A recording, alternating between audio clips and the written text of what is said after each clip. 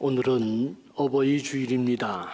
누가 뭐라 그래도 부모에 대한 공경과 효가 우리 인간사 가장 중요한 덕목이고 가장 중요한 기본이 된다는 것을 모르는 사람은 한 사람도 없습니다. 그럼에도 불구하고 우리 가운데 나는 정말 부모에게 잘하고 있고 부모를 잘 공경하고 있다고 거리낌 없이 그렇게 자신 있게 말할 수 있는 사람은 그리 많지 않을 것입니다. 왜 그렇습니까? 부모가 베풀어 주신 사랑에 비해 우리가 턱없이 부모를 잘 모시고 있지 못하기 때문입니다. 이런 이야기가 있습니다. 설날 아침 마루에 82세의 아버지와 52세 된 아들이 마주 앉아 있었습니다. 근데 그때 우연히 까치 한 마리가 창가의 나무에 날라와 앉았습니다. 아버지가 아들에게 묻습니다. 얘야, 저게 뭐냐? 아들은 다정하게 말합니다. 아버님, 까치입니다. 아, 그래, 고맙다. 그런데 아버지는 잊어버리고 조금 후에 다시 물었습니다. 얘야, 저게 뭐냐? 아들이 다시 까치라고 대답해 주었습니다. 아버지는 조금 뒤에 또 물었습니다. 얘야, 저게 뭐냐? 그러자 아들이 짜증이 났습니다. 글쎄, 까치라니까요. 그걸 못 알아먹어요. 아들의 음성에는 아버지가 분명히 느낄 만큼 짜증이 섞여 있었습니다. 그런데 조금 뒤에 아버지가 다시 물었습니다. 얘야, 저게 뭐냐? 아들은 그만 화가 나서 다시 큰 소리로 외쳤습니다. 까치라니까요. 그 말도 이해가 안 가요? 왜 자꾸만 같은 질문을 계속합니까? 이렇게 말했습니다. 그 소리를 들은 아버지는 너무도 서러웠습니다. 여러분, 자식한테 이런 소리를 들으면 부모들은 다 서러워하죠. 왜 그렇죠? 내가 이 놈을 어떻게 키웠는데 다 그 마음이 있기 때문에 자식에게 이런 소리를 들으면 부모들은 다 서러워합니다. 조금 뒤였습니다. 아버지는 방에 들어가 때가 묻고 찢겨진 일기장을 들고 나왔습니다. 그리고 그 일기장을 아들에게 주었는데 읽어보거라. 근데 그 일기장은 아버지가 33살 때 기록한 내용이었습니다. 아들이 일기장을 읽으면서 깜짝 놀랐습니다. 자기가 3살 때 일어났던 이야기를 아버지가 일기장에 적어 놓은 것인데 그 내용을 그대로 제가 읽어드립니다. 3살짜리 내 아들과 마루에 앉아 있었다. 오늘은 까치 한 마리가 창가에 날아와 앉았다. 어린 아들은 아빠, 저게 뭐야? 라고 물었다. 나는 까치라고 대답했다.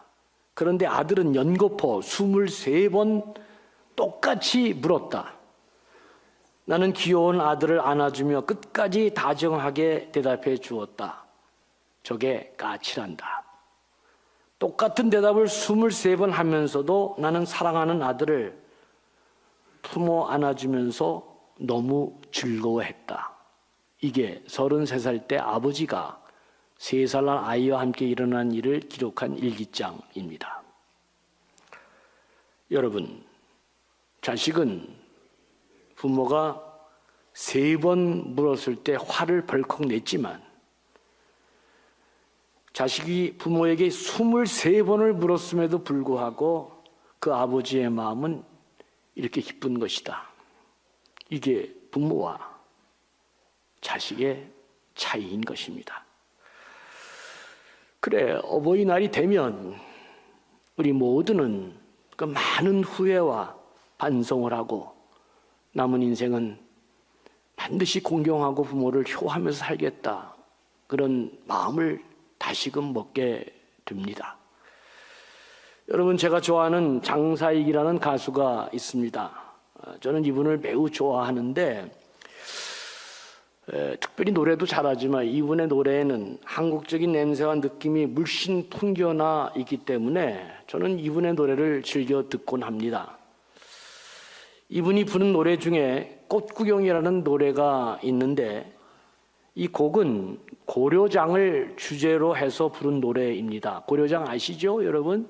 나이가 들면, 노인이 되면 산채로 산에 버리고 오는 아주 고약한 습관이 어떻게 형성된 건지 잘 모르겠지만 그런 게 있었던 것 같습니다. 그런 우리의 풍습이 있었다는 것인데, 이 곡은 그 고려장을 중심으로 해서 어머니 오늘 꽃구경 갑시다.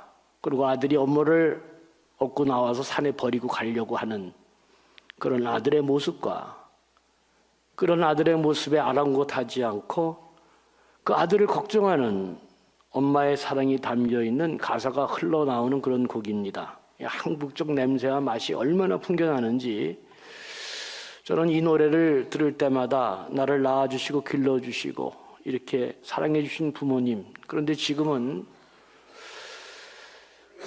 효도도 제대로 못하고 다 떠나가신 부모님이 자꾸 이렇게 생각나서 눈물을 제가 주체할 수 없고 막을 수가 없는 그런 제가 좋아하는 곡인데, 오늘 어버이 주일이니까 제가 기도하면서 이 곡을 한번 같이 들어보는 게 좋겠다 결단하고 여러분들과 함께 같이 이 곡을 들어보려고 합니다.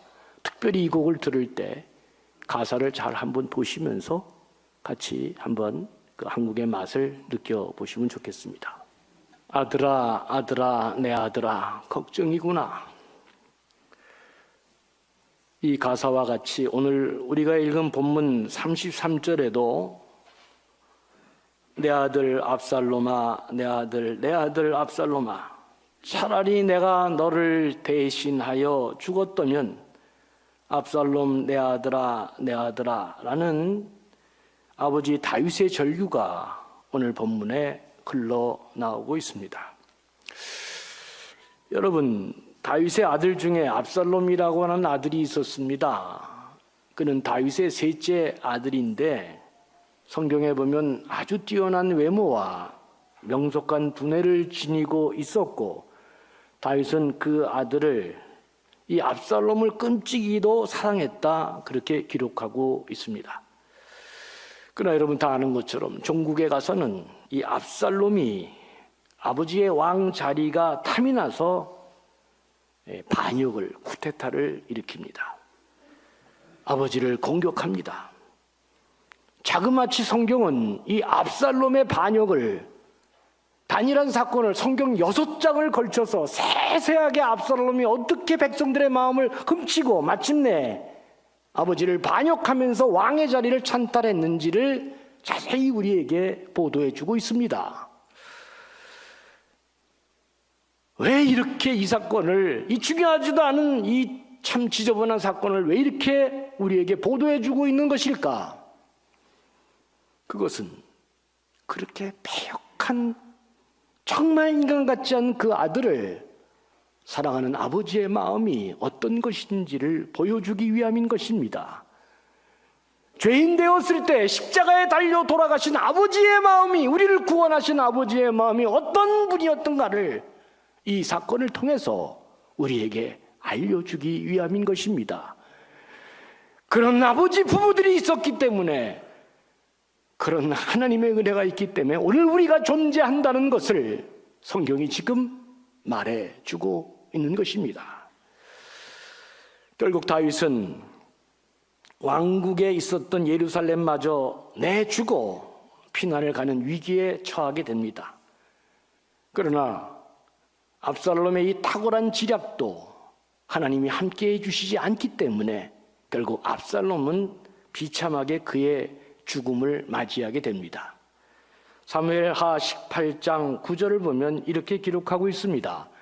압살롬이 다윗의 부하들과 마주치니라. 압살롬이 노새를 탔는데 그 노새가 큰 상수리나무 번성한 가지 아래로 지날 때 압살롬의 머리가 그 상수리나무에 걸림에 그가 공중과 그 땅 사이에 달리고 그가 탔던 노새는 그 아래로 빠져나간지라 그랬습니다.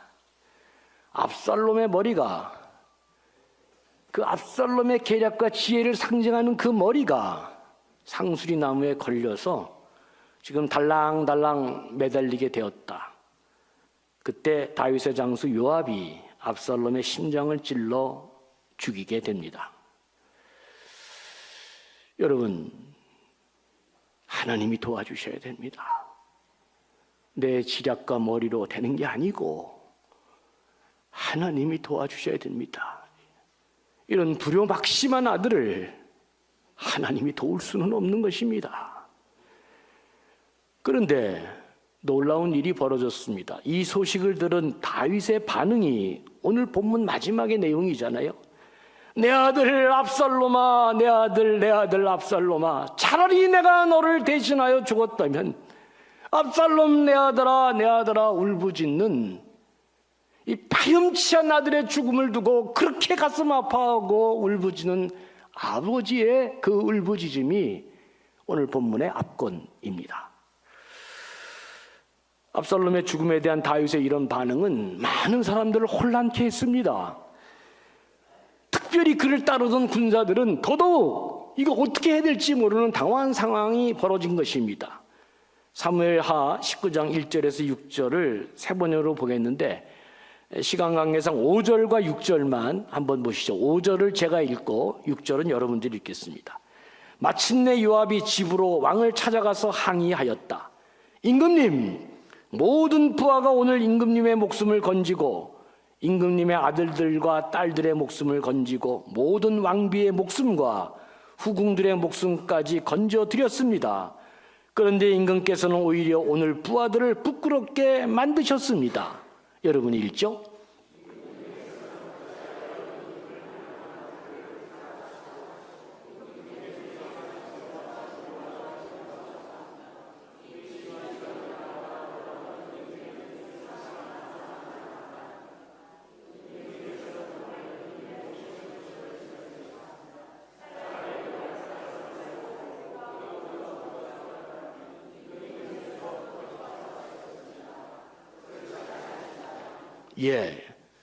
이게 참 요압이 이렇게 얘기합니다. 차라리 오늘 압살롬이 살고 우리 모두가 죽었더라면 임금님께서는 더 기뻐하셨을 것입니다.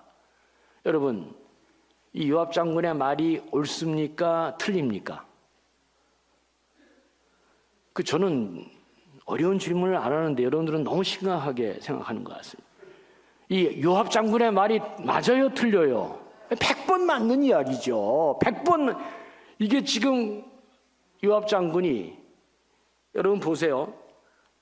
아버지를 반역하고 일어난, 그래서 이 아들을 살려두면 계속해서 문제가 될 건데 당연히 반역자 쿠데타를 일으키는 아들이고 누군 간에 그를 죽이고 나라를 구하고 살리는 건 당연한 건 아닙니까? 그런데 아버지가 지금 반응을 그렇게 안 보이는 것입니다. 여러분, 왜 이 기사를 성경이 기록하고 있는 것입니까? 다윗은 한 나라의 왕이기 전에 압살롬에 대한 아버지라는 사실을 지금 성경이, 그리고 그런 아버지는 어떤 사람인가를 우리에게 보여주고 있는 것입니다. 그 어떤 논리와 그 어떤 사상과 이념과 그 어떤 계산으로도 해결되지 않는 자식을 향한 부모의 사랑이 이렇다고 하는 것을 성경이 우리에게 보여주고 있고, 그런 아버지 부모의 사랑이 있었기에 오늘 우리가 존재한다는 것을 알려주기 위함인 것입니다. 성경에서 아버지 사랑을 보여주는 성경 구절이 몇 구절 없습니다. 대표적으로 구약에서 이 압살롬에 대한 탄식이 다윗의 아버지의 마음이라면, 신약에서는 여러분이 다 아는 탕자의 비유, 그 구절이 아버지의 마음을 표현해주고 있습니다. 그런데 어머니에 대한 사랑은 참으로 어머니에 대한 존귀한 이야기로 그 내용이 갖고 가지만, 아버지에 대한 사랑은 반드시 뭐와 연결되어 있어요? 우리를 구원하시는 하나님의 아버지의 사랑이 이렇다는 것을 하나의 예표로 우리에게 보여주고 있음을 꼭 기억해야 됩니다. 특별히 사무엘하 16장 22절을 보면 압살롬이 어느 정도 패역한 인간이었는지를 잘 보여주고 있습니다. 이에 사람들이 압살롬을 위하여 옥상에 장막을 치니 압살롬이 온 이스라엘 무리의 눈앞에서 그 아버지 후궁들과 더불어 동침하니라 그랬습니다. 다윗이 예루살렘을 도망하면서 상황이 너무 어려우니까 다 사람들을 챙기지 못하고 갔는데 그 중에 후궁을 남겨놓은 것입니다. 압살롬이 왕궁을 차지하자마자 내가 이제 이 예루살렘의 왕이니라 자기 가시를 위해서 마침내 아버지 자리가 자기가 되었다는 것을 보여주기 위해서 벌건 대낮에 이스라엘 사람들이 다 보는 앞에서 아버지의 후궁들과 동침하면서 내가 이제 이스라엘을 마음껏 통치하는 내가 왕임을 지금 보여주고 있는, 이거 뭐 이루 상상할 수 없는 패역한 짓을 이 아들이 지금 하고 있는 것입니다. 그럼에도 불구하고 이 압살롬에 대한 이 다윗의 대답이 참 진짜 이해가 안 갑니다. 오늘 읽은 사무엘 하 18장 29절을 보시면 다윗이 전혀 이해할 수 없는 반응을 보이는데 다윗이 이렇게 얘기합니다. 오늘 본문이 두 사령이 와서 전쟁을 보고하는 장면이잖아요. 보고하는 막 장면인데 다윗이 이런 자기 아들에게 이렇게 묻습니다. 젊은 압살롬은 잘 있느냐? 여러분, 부하가 지금 전쟁에 가는 승패를 얘기하려고 보고하러 왔는데 그 첫 질문이 젊은 내 아들 압살롬은 잘 있느냐? 걔는 안전하냐? 이걸 지금 아버지가 묻고 있는 것입니다. 예루살렘을 버리고 쫓겨가는 상황입니다. 자기 목숨이 지금 왔다 갔다 하는 상황입니다. 전쟁에서 밀리고 찌고 있는 상황이라면 첫 번째 보고자가 왔으면 제일 먼저 물어야 될 것이 전세가 지금 어떻게 돌아가고 있느냐? 우리가 지금 이기고 있느냐? 전쟁 지금 잘 되고 있느냐? 이걸 물어야 되는데 다윗은 첫 번째 나온 그 질문이 뭐냐 하면 내 젊은 압살롬은 안전하냐? 얘는 잘 있느냐? 이 질문이 먼저 나오고 있는 것입니다. 여러분, 이런 아버지의 사랑을 어떻게 설명할 수 있겠습니까? 말로는 논리적으로는 설명이 되지 않는 것입니다. 여러분, 가정이 왜 그렇게 소중한 것입니까? 가정은 그 어떤 이유라도, 그 어떤 이념과 사상으로도, 그 어떤 가성비라도 설명되지 않는 전혀 무모한 사랑과 끝없는 용서와 화해가 이루어지는 것이 가정임을 보여주고 있는 것입니다. 적어도 아버지의 사랑은 그 어떤 패역한 아들이라 할지라도 버릴 수 없는 놀라운 사랑, 무조건적인 사랑, 희생적인 사랑임을 성경이 보여주고 있는데 그것이 바로 하나님 아버지가 우리를 그렇게 사랑하고 있다는 것을 성경이 지금 압살롬의 이 아들의 패역한 아들을 향해 울고 있는 다윗을 통해 보여주고 있는 것입니다. 18장 33절이 앞건입니다. 압살롬이 죽었다는 소식을 듣고 다윗이 보인 반응이 참 놀랍기만 합니다. 세번역 성경으로 보면 이렇게 되어 있습니다. 왕은 이 말을 듣고 마음이 찢어질 듯이 아파서 성문 위에 다락방으로 올라가서 울었다. 그는 올라갈 때 내 아들 압살롬아, 내 아들아, 내 아들 압살롬아, 너 대신 차라리 내가 죽을 것을 압살롬아, 내 아들아, 내 아들아 하고 울부짖었다 그랬습니다. 이 한 구절에 내 아들아가 5번이나 반복되고 나옵니다. 그뿐 아니라 19장으로 넘어가도 내 아들아, 내 아들아, 내 아들 압살롬아 탄식하고 울부짖는 그 다윗의 음성이 들리는데 결론이 뭡니까? 차라리 너 대신에 내가 죽을 것을, 내가 너를 대신하여 죽었다면 끝없는 아버지의 희생적 사랑을 보여주고 있습니다. 이런 패역한 아들을 향해서도 내 아들 압살롬아, 너 대신 내가 죽었으면 더 좋았을 것을 울부짖고 탄식하는 아버지의 이 희생적인 사랑을 성경이 보여주고 있습니다. 적어도 부모는 그렇습니다. 돈이 아무리 많아도 자식이 잘못되면 그 부모는 절대로 행복할 수가 없는 것이 부모입니다. 아무리 높은 자리에 있다 할지라도 자식이 문제가 있으면 뭔가 횡강하고 뭔가 이게 좀 허하고 이게 뭔가 좀 안정이 안 되는 것이 부모의 마음인 것입니다. 그렇듯이 하나님이 우리를 향한 마음이 그렇다고 성경이 말씀하고 있습니다. 그래서 다윗처럼 차라리 너 대신 내가 라고 생각하는 부모가 오늘 우리를 키워낸 부모들의 마음인 것입니다. 우리나라는 가장 가장 불효한 자식을 어떤 사람이라고 보고 있습니까? 우리나라 전래 전승에 의하면 가장 불효한 자식은 부모보다 먼저 죽는 자식입니다. 부모는 자식이 죽으면 절대로 땅에 묻지 못합니다. 부모는 그 아들을, 그 딸을 가슴에 묻잖아요. 맛있는 음식을 먹을 때마다 내 딸이, 내 아들이 이걸 이렇게 좋아했는데, 좋은 일을 볼 때마다 이것은 우리 아들이, 내 딸이 이렇게 좋아했는데, 부모는 죽을 때까지 그 얼굴에 웃음을 잊지 못합니다. 행복하지 못합니다. 그 먼저 죽은 자식 때문에, 뭘 해도 자식을 생각하기 때문에 부모는 죽을 때까지 그 아픔을 가슴에 담고 그렇게 자식을 기억하면서 살아가잖아요. 그래서 부모보다 먼저 죽는 자식이 가장 불효한 자식이다. 우리나라 정신은 그렇게 가르쳐 왔습니다. 오늘 다윗처럼 차라리 너 대신 내가 먼저, 내가 죽을 걸, 내가 죽을 걸 이렇게 생각하는 부모가 오늘 우리들을 키워냈다는 사실을 꼭 잊지 말고 살아야 될 것입니다.